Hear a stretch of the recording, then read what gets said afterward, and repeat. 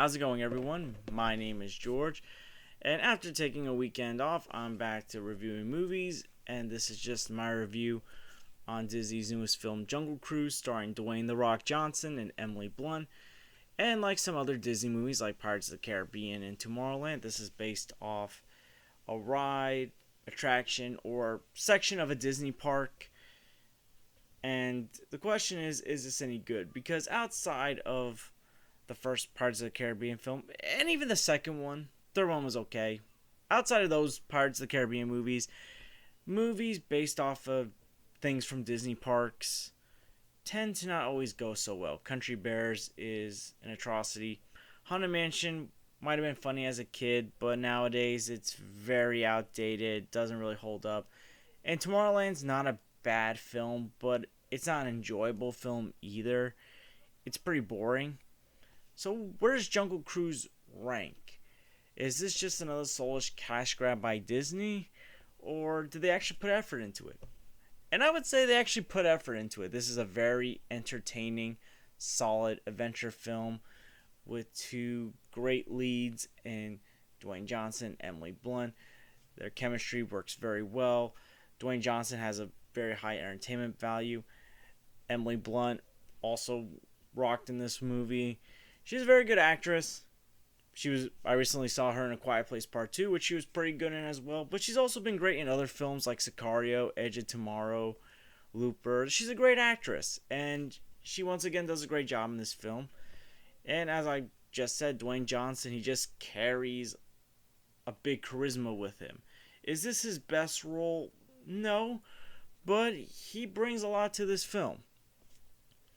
And this film does give the same vibes as Indiana Jones, Pirates of the Caribbean, and the Mummy films from the not the early 90s, the early 2000s, late 90s, starring Brendan Fraser. There's a lot of vibes from those movies, and they do pretty good with those vibes. They do a pretty good job also with the costume designs, the settings. Like those movies, this is basically a fictional movie that takes place during a specific time in history. This takes place, well, in 1916, around World War One. Sorry, and I think they do a very good job of capturing that time period. And I think this film does parody or make references to the ride. This is kind of a spoiler, but it's a minor spoiler. If you've never been on the Jungle Cruise ride, for those of you who don't know, the Jungle Cruise ride, the person that's steering the boat makes a lot of jokes, and those jokes can be funny but also corny. And there's a scene where Dwayne Johnson's character Frank is making jokes. He's the captain of the steamboat, and at times they could come across as corny, but I really like that reference to the ride. It doesn't really feel forced. Usually something like that would feel forced, but in here it really doesn't feel forced to me. As far as the CGI goes, the CGI is not the best. Obviously, CGI in not just Marvel movies, but in some of the live action remakes, like let's say Aladdin and Jungle Book, are obviously better than in this film, but it's still pretty good. And this is an entertaining movie. Now, as far as my negatives of this movie, the one negative I would say is the third act feels like it drags on. The first two acts go by pretty well. They're very entertaining. They go by pretty quickly. But the third act feels like it goes on for a long time.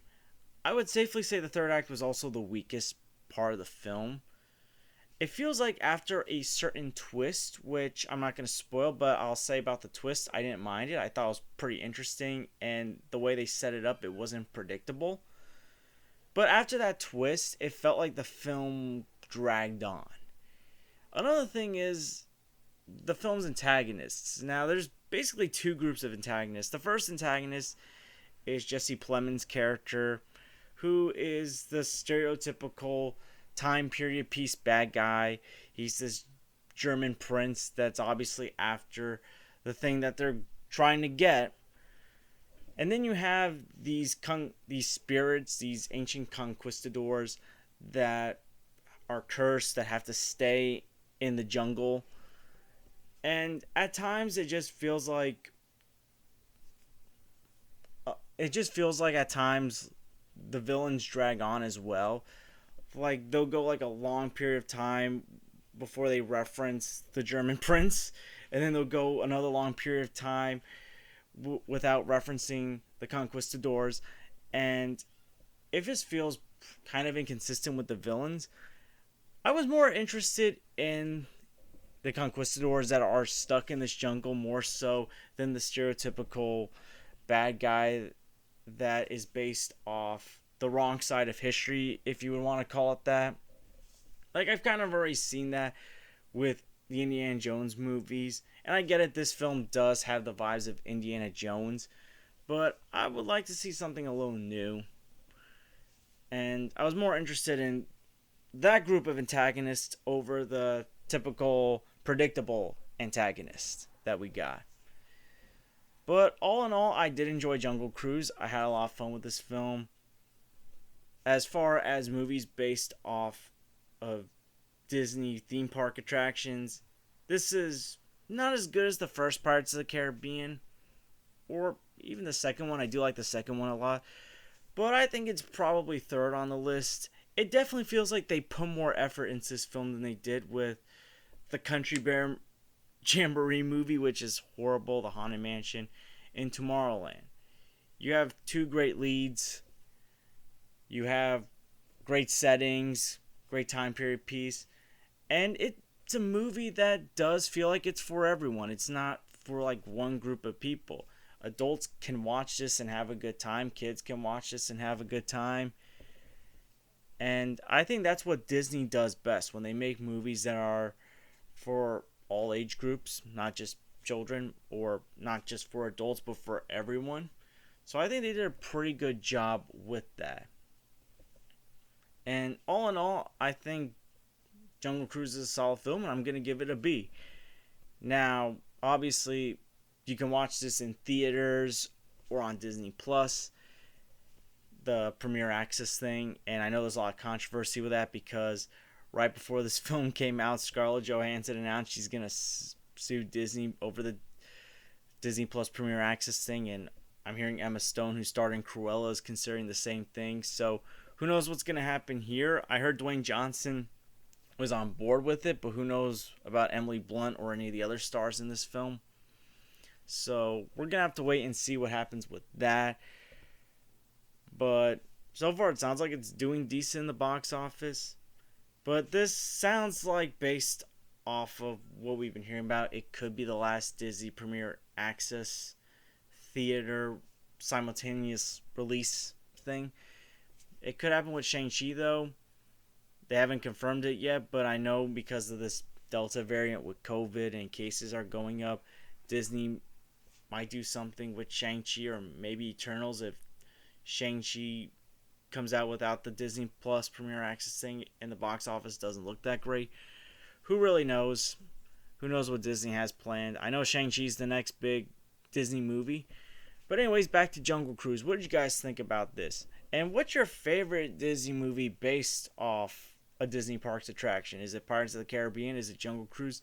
Is it any of the other films? There's no problem with liking those other films that I was kind of dissing on before. I just don't really care for those movies. But yeah, what's your favorite movie based off a Disney theme park attraction? Are there any Disney theme park attractions you would like to see a movie about? Do you think this is enough?